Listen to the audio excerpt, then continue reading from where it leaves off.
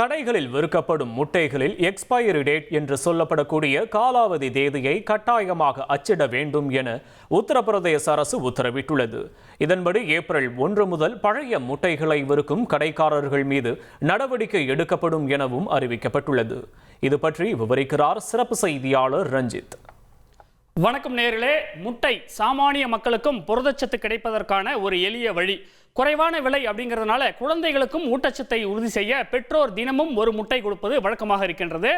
இந்த நிலையில தான் பாஜக ஆட்சி நடக்கக்கூடிய உத்தரப்பிரதேசத்தில் அம்மாநில அரசு புதிய ஒரு உத்தரவு ஒன்றை போட்டிருக்கின்றது. அதாவது வரும் ஏப்ரல் 1ஆம் தேதி முதல் ஒவ்வொரு முட்டையிலும் அது எப்போது உற்பத்தி செய்யப்பட்டது, பயன்படுத்துவதற்கான காலாவதி தேதி என்ன என்பதை கட்டாயம் அச்சிட வேண்டும் அப்படின்னு சொல்லப்பட்டிருக்கின்றது. இதனால கடைக்காரர்கள் இனி பழைய முட்டைகளை புதியவை என்று சொல்லி விற்க முடியாத நிலை உண்டாகி இருக்கின்றது. இது நுகர்வோரின் ஆரோக்கியத்தை பாதுகாப்பதற்கான நடவடிக்கை என்று உத்தரப்பிரதேச அரசு தெளிவுபடுத்தி இருக்கின்றது. கால்நடை வளர்ப்புத்துறை மற்றும் உணவு பாதுகாப்புத்துறையின் அறிவுறுத்தலின்படி இந்த விதியானது அமலுக்கு வந்திருக்கின்றது. முட்டைகள் மனித ஆரோக்கியத்துடன் நேரடியாக தொடர்புடையவை அப்படிங்கிறதுனால இந்த முடிவு எடுக்கப்பட்டிருப்பதாக சொல்லப்பட்டிருக்கின்றது. உத்தரப்பிரதேசத்தில் பரவலாக பல்வேறு இடங்களில் பழைய முட்டைகள் விற்கப்படுவதாக தொடர்ச்சியாக புகார்கள் வந்ததை அடுத்து இந்த நடவடிக்கையானது எடுக்கப்பட்டிருக்கின்றது. பொதுவாக முட்டைகள் சேமித்து வைக்கப்படும் அந்த அறைகள் சுமார் 30 டிகிரி செல்சியஸ் வெப்பநிலையில் இருந்ததுன்னா 2 வாரங்களுக்கு மட்டுமே கெடாமல் இருக்கும் அப்படின்னு சொல்லப்படுகின்றது. குளிர்ச்சியான இடத்துல 2 முதல் 8 டிகிரி செல்சியஸ் வரை வைத்தால் 5 வாரங்கள் வரை கெடாமல் இருக்கும் அந்த முட்டைகளை பயன்படுத்தலாம். அதே போல காய்கறிகள் கெடாமல் இருக்க ஸ்டோர் பண்ணும்போது அத்தோடு சேர்த்து முட்டைகளையும் வைக்க முடியாது. காரணம், இரண்டுக்கும் வெவ்வேறு விதமான வெப்பநிலையானது தேவைப்படுகின்றது. ஆனால் வணிகர்கள் இதை முறையாக கடைபிடிப்பது இல்லை அப்படிங்கிற புகார்கள் வருவதாக சொல்லப்படுகின்றது. உத்தரப்பிரதேசத்தை பொறுத்த வரைக்கும் ஆக்ரா, ஜான்சி ஆகிய 2 இடங்களில் மட்டும்தான் முட்டைகளை பதப்படுத்தி வைக்கக்கூடிய அந்த கோல்டு ஸ்டோரேஜ் வசதி இருக்குதாம். இப்போ புதிய சட்டப்படி முட்டைகளில் காலாவதி தேதியை அச்சிடும் போது அது வாடிக்கையாளர்களுக்கு பயனளிக்கும் எதிர்பார்க்கப்படுகின்றது. விதிகளை மீறினால் வியாபாரி அல்லது கடைக்காரர் யாராக இருந்தாலும் அவர்களிடமிருந்து முட்டைகள் பறிமுதல் செய்யப்பட்டு அழிக்கப்பட்டுவிடும். அவர்கள் மீது சட்ட நடவடிக்கையும் எடுக்கப்படும் என்று எச்சரிக்கையானது விடுக்கப்பட்டிருக்கின்றது. என்னது முட்டைக்கு எக்ஸ்பைரி டேட்டா அப்படின்னு நம்மூர்ல பல பேருக்கு இந்த விஷயமே தெரியாது. ஏன் உங்கள பல பேருக்கு கூட இது புதுசாக கேள்விப்படுற மாதிரி இருக்கும். இந்த நேரத்தில் நம்முடைய முட்டை ஏற்றுமதியாளர் செந்தில் இணைகிறார். அவரிடம் பேசுவோம். சார் வணக்கம், இணைப்பில் இருந்தமைக்கு நன்றி. இப்போ உத்தரப்பிரதேச அரசு இந்த மாதிரியான ஒரு உத்தரவு போட்டிருக்கு. நம்ம ஊர்ல என்ன நிலவரம் சார்? முட்டைக்கு அந்த எக்ஸ்பைரி டேட்டா நம்ம பிரிண்ட் பண்றோமா? வணக்கம். இப்ப நம்ம ஊர்ல பாத்தீங்கன்னா இந்த எக்ஸ்பைரி டேட் பிரிண்டிங்கிறது இதுவரைக்கும் இல்லாத ஒரு நடைமுறை. இந்த நாமக்கல் மண்டலத்துல நம்ம இதை ஒரு 1990 இருந்தே பண்ணிக்கிட்டு இருக்கோம். அதாவது ப்ரொடக்ஷன் டேட்டு, எக்ஸ்பைரி டேட் ஒவ்வொரு முட்டையிலையும் பிரிண்ட் பண்ணி எக்ஸ்போர்ட்டுக்காக பண்ணிட்டு இருக்கோம்.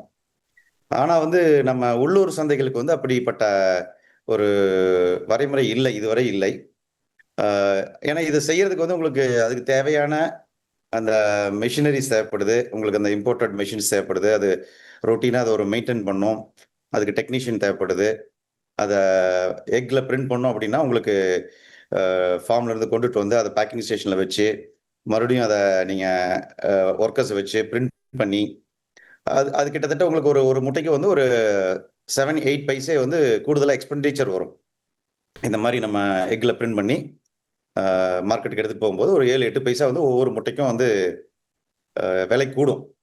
ரெண்டாவது இந்த கோழி தொழிலானது ஒரு சிறிய பண்ணைக்காரர்கள் முதல் நிறைய கிராமப்புற பொருளாதாரத்தை சின்ன சின்ன பண்ணைகள் இந்த தொழில் நம்பி இருக்காங்க. அப்படி இருக்கும்பொழுது அவங்க இந்த முட்டைகளில் இந்த உற்பத்தி டேட்டோ அல்லது எக்ஸ்பைரி டேட்டோ போட்டு சந்தைப்படுத்துவது என்பது சாத்தியம் இல்லாமல் போகும். இது ஏற்றுமதி செய்யக்கூடிய முட்டைகளை மட்டும் அச்சிடுறீங்க இல்லையா? அதுக்கு என்ன காரணம்? ஆமா, அது என்னன்னா அங்க எல்லாமே பாத்தீங்கன்னா கம்ப்ளீட்டா கோல்டு செயின்ல தான் மெயின்டைன் பண்றோம். இப்ப ஒரு முட்டை சாதாரணமான ஒரு ஆம்பியன்ட் டெம்பரேச்சர்ல இருக்கும் பொழுது 25 நாள் 28 நாள் வரைக்கும் கெடாம இருக்கும் ஒரு நம்மளுடைய இந்தியன் கண்டிஷன்ல.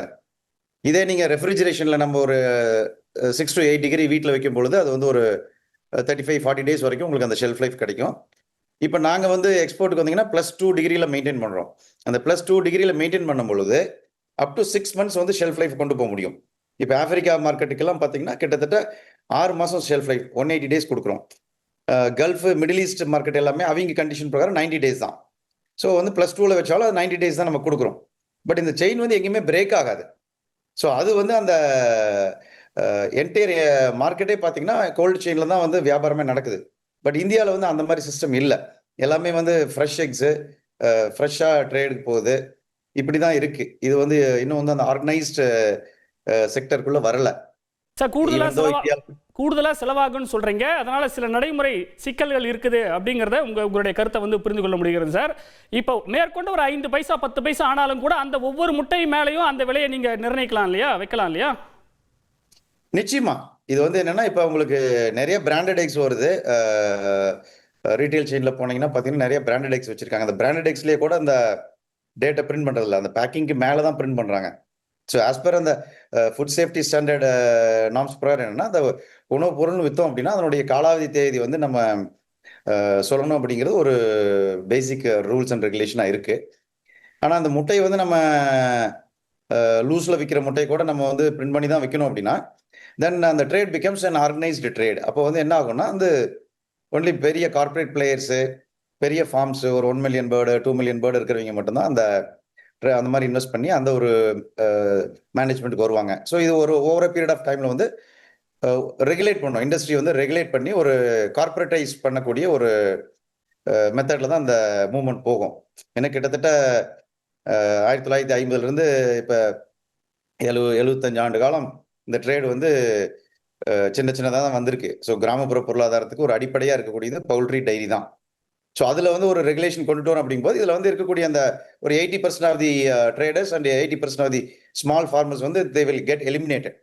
ஸோ அப்போ வந்து இந்த பெரிய ட்ரேடர்ஸு பெரிய ஃபார்மர்ஸ் கையில் இந்த என்டையர் சேல்ஸ் போகும். இப்போ ஒரு யூபி மாதிரி ஒரு பெரிய ஸ்டேட்டில் தினம் வந்து ஒரு 4-5 கோடி முட்டை விற்கிதுன்னு வச்சுக்கிட்டீங்கன்னா, அந்த 4-5 கோடி முட்டையை வந்து ஒரு 5 பேர் இல்லை 10 பேர் மட்டுமே கண்ட்ரோல் பண்ண போகிறாங்க இனிமேல். லூஸ்ல இப்போ பார்த்தீங்கன்னா ஒரு 400 பேர் 500 பேர் வியாபாரிகள் இருப்பாங்க இந்த ட்ரேட்ல. ஸோ இப்போ இது வந்து ஒரு 10-20 பேர் கையில் இந்த ட்ரேடு கைக்கு போகும். ஸோ இது வந்து அந்த ரெகுலேஷன் மூலிமா அந்த மார்க்கெட்டை வந்து டேக் ஓவர் பண்ணுறாங்க. ஸோ இது வந்து ஒரு விதத்தில் பாசிட்டிவும் இருக்குது. கன்சியூமருக்கு வந்து ஒவ்வொரு எக்லையும் வந்து எக்ஸ்பைரி வரும்போது எஸ் அது வந்து கன்சியூமர் இஸ் அவேர், இந்த எக்ஸ்பைரி டேட் எவ்வளோ நாள் தான், அப்போ உற்பத்தி நாள் எவ்வளோன்னு தெரியும். அது வந்து ஒரு பேசிக் அவேர்னஸ் இருக்கணும். அது வந்து நியாயமானது. பட் அதே சமயத்தில் வந்து இந்த ப்ராசஸில் வந்து அந்த ஸ்மால் ஃபார்மர்ஸ் ஸ்மால் ட்ரேடர்ஸ் எல்லாருமே எலிமினேட் ஆகிடுவாங்கன்றது நம்ம ஒரு பாதகமான அம்சம் இதில் இருக்கு. நன்றி சார். இணைப்பிலிருந்து உங்களுடைய கருத்துக்களை பகிர்ந்து மிக்க நன்றி. சிறு வணிகர்கள் வியாபாரிகள் இது போன்ற ஒரு உத்தரவு போடப்பட்டதுன்னா பாதிக்கப்படுவாங்க அப்படிங்கிறது உங்களுடைய கருத்தா இருக்கு. தொடர்ந்து நம்மிடையே டாக்டர் பிரகாஷ் மூர்த்தி இருக்கிறார், அவரிடம் கேட்கலாம். சார் வணக்கம். இப்போ இவங்க வந்து நடைமுறையில் அது சாத்தியப்படாது, நடைமுறையில் பல்வேறு சவால்கள் சிக்கல்கள் இருக்குன்றாங்க. இப்போ காலாவதி முட்டையை சாப்பிட்டா அது எந்த மாதிரியான உடல்நல பிரச்சனைகளுக்கு வழிவகுக்கும்? சார், அவர் ப்ராக்டிக்கல் பாயிண்ட் ஆஃப் வியூல அஸ் பிசினஸ் மேனா அவருடைய பாயிண்ட சொல்லிட்டாரு. அதை நம்ம ரெஸ்பெக்ட் பண்றோம். ஒரு மருத்துவரா முட்டையில உள்ள நல்ல விஷயத்தை ஃபர்ஸ்ட் நான் சொல்லிடுறேன் சார். ஒரு உணவுக்குமே மார்க் போடுற கல்ச்சர் இப்போ வந்துருச்சு. 10க்கு 5 10க்கு 6. ஆனா உண்மையாலுமே புரதச்சத்து உள்ள உணவுகளுக்கு டயஸ் அப்படின்னு ஒரு ஸ்கோர் இருக்கு. டைஜஸ்டபிள் இன்டிஸ்பென்சிபிள் அமினோ ஆசிட் ஸ்கோர்னு 100க்கு மேல இருந்துச்சுன்னா அது நல்ல புரதம். முட்டையுடைய டயஸ் ஸ்கோர் பாத்தீங்கன்னா 113. அருமையான ஒரு ஹோல்சம் புரோட்டீன் எக்ஸ். ஸோ குழந்தைகள்ல இருந்து பெரியவர்கள் வரைக்கும் எல்லாருமே சாப்பிடக்கூடிய ஒரு அருமையான உணவு. அது காலாவதி ஆயிடுச்சு, கெட்டு போயிடுச்சு, ரொம்ப நாள் ஆயிடுச்சு அப்படின்னா அதுல சால்மோனெல்லா அப்படிங்கிற ஒரு பாக்டீரியா இன்ஃபெக்ஷன் ஏற்படுறதுக்கான வாய்ப்புகள் இருக்கு. அதனால food poisoning, loose motion, vomiting, வயிறு உப்புசம், அஜீரண கோளாறு இந்த மாதிரி பிரச்சனைகள் ஏற்படுறதுக்கான வாய்ப்புகள் இருக்கு. நிறைய நம்மளுடைய டே டு டே கிளினிக்கல் பிராக்டிஸ்ல நிறைய பேர் பாக்குறோம். குழந்தைங்க ஒரு பழைய முட்டையை சாப்பிட்டாங்க, அது ஒத்துக்கல, வாமிட் வந்துருச்சு, ஃபீவர் வந்துருச்சு, லூஸ் மோஷன் ஆயிடுச்சுங்கிறத பார்க்க முடியுது சார். ஸோ முட்டையா இருந்தாலுமே அது காலாவதி ஆனதுக்கு அப்புறம் சாப்பிடுறது நல்லது இல்லை, மருத்துவ ரீதியா பார்த்தோம்னா. இப்போ காலாவதி முட்டையால் பல்வேறு உடல்நல பிரச்சனைகள் வரும் அப்படின்னு சொல்கிறீங்க. இப்போ பொதுவாக நம்ம கடைகளில் வந்து முட்டையை வாங்கிட்டு வந்து வீட்டில் ஃப்ரிட்ஜில் வச்சு தொடர்ந்து அதை பயன்படுத்துகிறோம். கடையிலையும் அது எத்தனை நாளில் கழித்து அதை விற்கிறாங்கன்னு தெரியாது. நம்மளும் வீட்டில் ஃப்ரிட்ஜில் வச்சுட்டோம் அப்படின்ற காரணத்துக்காக 10 நாள் 15 நாள் கழித்து கூட பல பேர் வந்து ஒட்டுமொத்தமாக வாங்கிட்டு வந்து வச்சு மாதம் பூரா பயன்படுத்துகிறாங்க. அப்படி இருக்கும்போது ஒரு முட்டை வந்து நல்ல முட்டையா கெட்ட முட்டையா அப்படிங்கிறத கண்டுபிடிக்க ஏதாவது ஒரு ஈஸியான மெத்தட் இருக்கா சார்? ஈஸியான மெத்தட் இருக்கு சார். அது இப்போ சோசியல் மீடியாவில் ரொம்ப ட்ரெண்டிங்ல ஃபேமஸா போயிட்டு இருக்கிற மெத்தட் இது. ஒரு பாத்திரம் ஃபுல்லா நம்ம தண்ணியை ஃபில் பண்ணிடணும். அதுல நம்ம முட்டையை டிராப் பண்ணணும். டிராப் பண்ணும்போது ஃப்ரெஷ்ஷான முட்டையா இருந்துச்சுன்னா அது நேரா கீழே போய் அப்படியே படுத்துரும் சார். ஹரிசாண்டல் ஆயிடும். அப்படி இருந்துச்சுன்னா அது ஃப்ரெஷ்ஷான முட்டை அப்படின்னு அர்த்தம். ரொம்ப பழைய முட்டையா இருந்துச்சுன்னா அது அப்படியே மேலே ஏறி மிதக்க ஆரம்பிச்சிடும். இது ரெண்டுக்கும் இடைப்பட்ட முட்டை ஒரு மீடியமான ஏஜ் குரூப்ல உள்ளது அப்படின்னு பாத்தீங்கன்னா கீழே போய் ஸ்ட்ரைட்டா நிற்கும். ஸோ ஃப்ரெஷ்ஷான முட்டையா இருந்துச்சுன்னா கீழே போய் அப்படியே ஹரிசாண்டலா படுத்துரும். கொஞ்சம் மீடியமா வயசுள்ள முட்டையா இருந்துச்சுன்னா கீழே போய் நிற்கும். பழைய முட்டையா இருந்துச்சுன்னா மேல மிதக்க ஆரம்பிச்சிடும். இது ரொம்ப ட்ரெண்டிங்கா உள்ள மெத்தட் சார் சோசியல் மீடியால. ஸோ இதை பொதுமக்கள் தெரிஞ்சுக்கலாம். நன்றி சார். இணைப்பில் வந்து உங்களுடைய கருத்துக்களை பகிர்ந்துள்ளமைக்கு மிக்க நன்றி. நேரிலே உத்தரப்பிரதேசத்தை பொறுத்த வரைக்கும் அந்த முட்டைகளில் காலாவதி தேதி அச்சிடுவது என்பதை கட்டாயமாக்கி அம்மாநில அரசானது உத்தரவிட்டிருக்கின்றது. நம்மூரை பொறுத்த வரைக்கும் இப்போ முட்டை ஏற்றுமதியாளர்கிட்ட பேசணும்.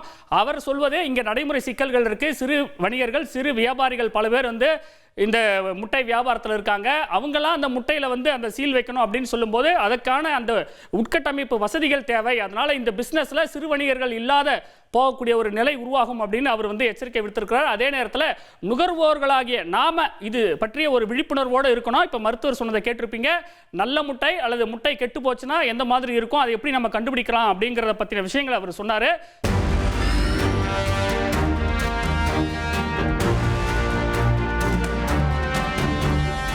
உங்கள் தந்திவன் தொலைக்காட்சியில் காதலும் கலகலப்பும் நிறைந்த ஒரு புத்தம் புதிய ஃபேண்டசி தொடர் ராஜா ராணி தினமும் இரவு 8 மணிக்கு.